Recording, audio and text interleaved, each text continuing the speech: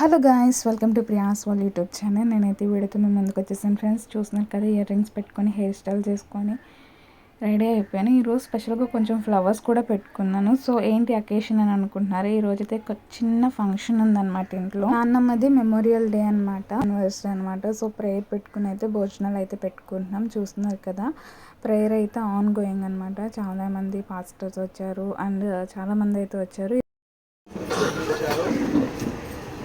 ఆ పనిని వారు సంపూర్ణముగా మరి పూర్తి చేసుకుని దేవుడిచ్చినటువంటి ఆయుష్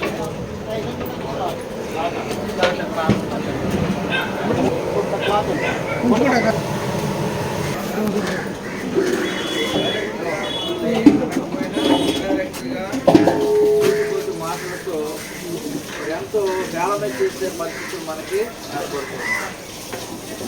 కనిపించాడు దాని రోజు కూడా నాయన ప్రార్థన ఏర్పాటు చేసి అనేక మంది ఆయన సువార్త పంపించాడు.